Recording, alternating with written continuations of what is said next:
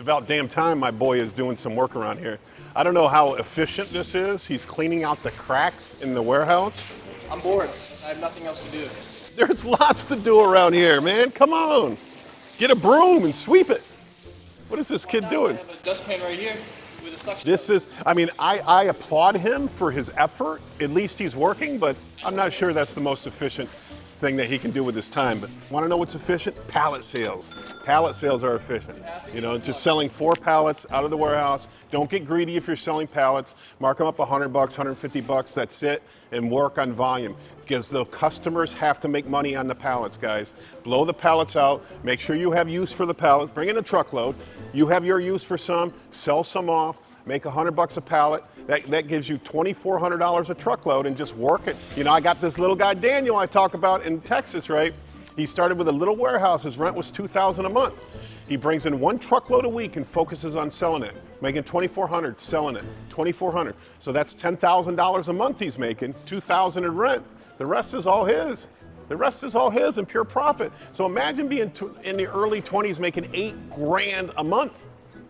People that get greedy fail in this business. There's so many people out there that fail in this business because they get greedy. And then they say, oh, the liquidation business sucks. It doesn't suck.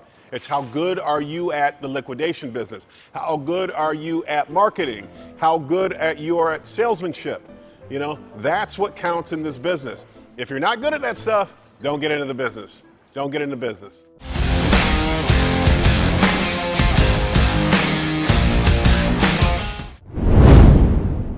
Hey guys, welcome back to Liquidation Motivation.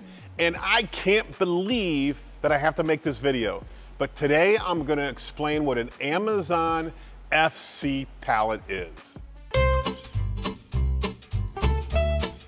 Okay, so today, you know, if you go to liquidationmotivation.com or you watch my videos, I put my cell phone number out there, 315-778-8744. And if you have any questions, you guys can text me. And today, somebody texted me and said they watched all my videos and they're running a bin store. So my first question is, how many bins do you have and what's your pricing strategy? So they had 40-something bins and their pricing strategy was 10, 7, 5, 3, 2, 1. And I'm like, great, you need FC. And they said, what is FC? I just can't believe it. If you're in the bin store business, you have to know the difference in the loads. They wanted to put mediums in the pallets, and I was having a hard time explaining this to them over text, so I'm gonna have to jump on a phone call with them. If you're doing $10, you can't put mediums in a pallet. If you're doing $10, you can't put LPN in a pallet because LPN is too expensive. What is LPN? Higher value Amazon stuff, but returns. Higher value returns, LPN. Lower value, new stuff, FC. If you're running a lower end bin store, I made a video about this. If you're running a lower end bin store, put FC in your pallets, right? Not mediums. That doesn't make any sense to me. I don't understand where you're getting that from. So today I got an FC load. I'm gonna show you that load, but before we get into that, I just want to explain a few things. I just want to say the liquidation business is a damn roller coaster ride. It's a roller coaster ride, right? One day you figured out the loads, you got everything going, you're getting in plenty of loads, you got plenty of inventory, and then bam, bam, things come crashing down on you. And that's happened to me recently. Right now I have about 7 different deals that I work, that I own the loads, I get the loads, or I bought out a contract, or I have a special deal with somebody who gets truckloads that I'm not allowed to talk about. And a couple of those fell apart this week. A couple of my big money makers fell apart. A couple of the loads that I rely upon fell apart. And that really is interfering with my business. And I'm back on a mission to find more loads, to buy out contracts, to find new suppliers of truckloads. And if you're gonna get into this business, you gotta understand it's a constant hustle. It's a never-ending hustle. When you're comfortable, when you think you're comfortable, you better be working your ass off because that can change in a second. I had a great load that I was getting 3 a week. I had plenty of buyers for them. I made money on every load. I sold them. I never even took possession of them. I shipped them right to them and bam, gone. My supplier lost the contract. So now I gotta go find out who's got the new contract. I gotta go build a new relationship. I gotta go kiss their ass for a while. I gotta go figure out How can I be part of this deal? And I gotta figure out, can I make money on it, right? I got a whole nother job. I got a whole part-time job. This is what I spend probably half my time doing, searching for loads and trying to build relationships with these suppliers, right? Because they gotta be, every supplier just wants somebody like me who will take all their loads. That way they don't have the headache of trying to sell loads every week, right? No supplier wants to sell loads every week. That's why they go to me. I have a buying group, right? I have a group of about 10 different stores that we all buy together. It's not that we get a better price. I mean, we normally if you buy one load every month or one load every 2 weeks, they're gonna charge you maybe 1% higher.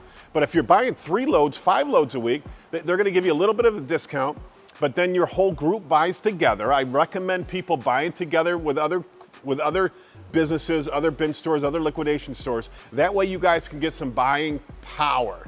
It's important to have buying power in this business, because if you call somebody once a month, they're gonna forget your name. They don't care about you. They don't. You're gonna get the worst loads, you're gonna get the shitty loads, you're gonna get the ones that they can't move, right? If you're buying 3 or 4 or 5 a week, if you've got a team buying 5 a week, right?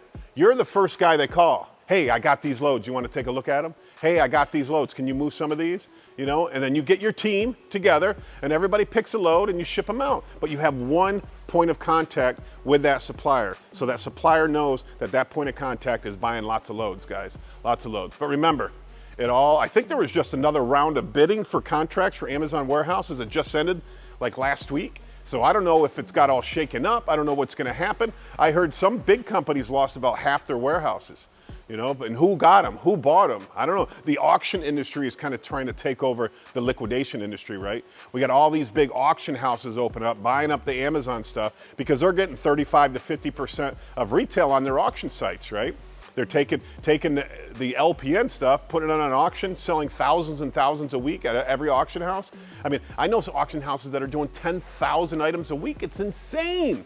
It's crazy. But they're buying up the supply, and then they are bidding higher than the liquidation contractors, right? So all the liquidation people are getting pushed out of the market. So loads are getting harder and harder and harder to find. And I see these auction houses expanding more and more and more because every big city can hold an auction house.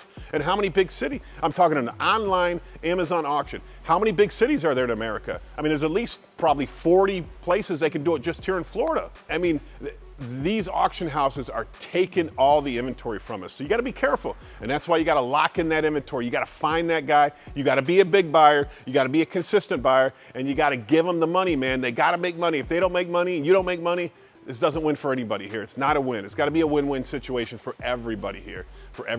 So hold on to your supplier. Hey Toby, I want you to focus on this mess right here, getting this 100% cleaned up. I don't care about moving that. Well, actually it should be put against the wall, but it's already been tested. Put it against the wall, get the guys, but I want this all cleaned up. No more garbage on the floor, get that all out. You don't need to vacuum out the cracks. These are FC pallets here, okay? This is what they call 7-footers in the industry, right? 7-footers. I mean, I'm 6'3", so they're really like 6.5 foot, but they call them 7-footers. And this is what FC comes in normally, right? So if you're not getting the FC like this, you are getting processed FC, and nobody wants processed FC. What happens is a lot of companies out there are taking these pallets, cutting them down to here, and pulling out all the good stuff and sending you the bad stuff. Can you make money on it? Yeah, you can. I mean, I don't think it's horrible, but I mean, if it's at the right price, you can make money on processed FCs. It's just you're not getting any of the home run stuff out of it. And I'm not saying every pallet has home run stuff. There's gonna be Christmas in here. There's gonna be Trump flags in here. Oh, I can't say Trump on here. Seems like every time I say Trump, I get like I get a ding. I don't know why. Can you put that what the hell's wrong with that, YouTube? Keep that in there, Paul. I don't care if I get a ding. There's going to be lower value. Remember, this is new, lower value stuff, but it's high piece count, right? High piece count. This is high piece count, so there's going to be 500 to 600 to 700 items in these pallets, right? But your cost is going to be $400, $500, $600, $700 a pallet. So you're going to be into this for about $1 a piece, just under $1 a piece, and that's why it works for a bin store. So if you're starting a $10 day, FC, just fill it up with FC. Nothing else. It's all you need. That's all you need. Well, I get people, my customers are too cheap. My customers this, bullshit. The customers are there and they'll pay the money for the good stuff. They will pay the money for the good stuff. So don't cherry pick all the stuff out of your pallets and keep the good stuff in there. You gotta build it though. Watch my other videos. Keep your bins fresh. Reload every week. Don't pick the merchandise. Give people value. Every time somebody gets something that's a great deal, take a picture of it, put it on your Facebook page. Are you marketing? Are you marketing every week? Every day are you doing posts on your bin store? Are you? If you're not doing it right. You gotta do it every day. Every freaking day. You gotta get people to get excited about your product, to wanna come into your store. They gotta find good deals, you know? I mean, I was with one bin store owner who was pulling out all the good stuff and having a higher dollar day once a year or twice a year or something like that. But they're pulling out $50 items. I'm like, come on. On $10 day, they wanna find $50 items, right? They gotta be in the bins, so don't cherry pick the bins. Don't get me wrong. You find a $500 iPad, I get it, right? I get that. But not something for $50 or some Chinese AirPods or something. I mean, I don't know why the hell are you taking those out of the bins? They're only like 20 bucks online. You know, just sell them, just get rid of them, move on. Get more inventory, fill it up and do the sales. I mean, my 3 bin stores right now are all, my Atlanta bin store is killing it. It's killing it. 150 bins in that store. And we are getting thousands of customers a week. It is killing it. And that store we'll have a higher price chart, right? It's $14 day. So we run LPN and FC. If you have higher price days, you have to mix the LPN with the FC. The people that just run LPN lose because they don't get the sales on the lower dollar days. You gotta have both. LPN, FC, mix them together, you're gonna be super successful. Or go to the lower price strategy, just do FC. What is FC again? I'm gonna say it again because people come to me every day and ask, what is FC? Fulfillment center loads, lower value, new stuff, high piece count, 7-footers, right? If they're not coming in like this, somebody's touching them. And you know what? I don't like to be touched. Well, I didn't mean that. I meant I don't like my stuff to be touched. Right? I want to get my stuff raw. I don't want it cherry picked. I don't want it messed with. I don't want anybody repackaging the loads that I'm getting. And so that kind of drives me crazy. There's a lot of people out there selling processed loads. And who's making all the money? They're making all the money, right? Because they're pulling out the good shit and selling you the rest.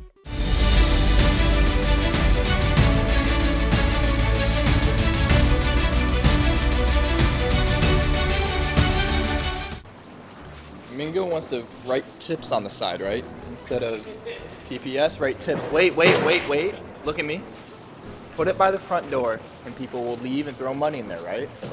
Every time we pull it, it's our trip to Disneyland. Disneyland? That overpriced place? I hate going to Disneyland, waiting in 2-hour lines, paying $1,000 to get in and waiting in 2-hour lines. That's crazy. I know, my daughter just got season passes to Disneyland, and she's got to Epcot, and she's got two of my grandkids, and they're like, hey Dad, we're going to Disneyland for the weekend, do you want to come? Like, I mean, if I bring my other 2 boys, my wife, that's $4,000 to get into the damn park, man. It's ridiculous. It's ridiculous.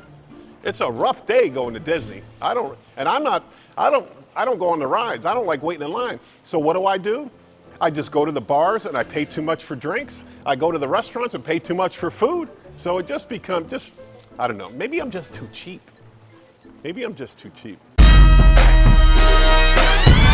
Normally the LPNs come in 5-foot pallets or coffin boxes. FC come in these, what they call 7-foot pallets. You know, but you know, there's no rhyme or reason to it. They can come any way that they want. Amazon might want to change up the boxes. Amazon might want to package it differently. You just got to know the difference between the 2 loads. And you want to make sure, look at this FC, look how tall, look how high this is. There's loads that come in this much product in this tall of a pallet. Those suck. But look at this pallet, Paul. Look at this pallet. Can you see inside this window? You can see that this is full. This is full. And these are the loads that you want. You want the full loads. You don't want them filled with chips and soda and stuff. Now I do get chips and soda in this load, but I don't get a ton of it. It's gonna be 80% product, 20% food. That's a good mix. I don't mind the food. I put the food right in my bin store. It sells. People buy it all the time. I mean, you go to the store, a box of chips, I think at Sam's, a box of chips like 25 bucks, right? Yeah. I put in my bin store starting $10 a day, maybe they buy it in $7 a day or $5 a day. I don't care. I just want to move the loads, baby, move the loads. So once again, and I'm going to repeat it again because people ask me every day, they say they watch every video I have. What is FC? 7-foot fulfillment center loads. New stuff, lower value. You're buying it for under $1 an item. Perfect for a bin store. Even on your dollar day, you break even. FC, lower value bin stores. All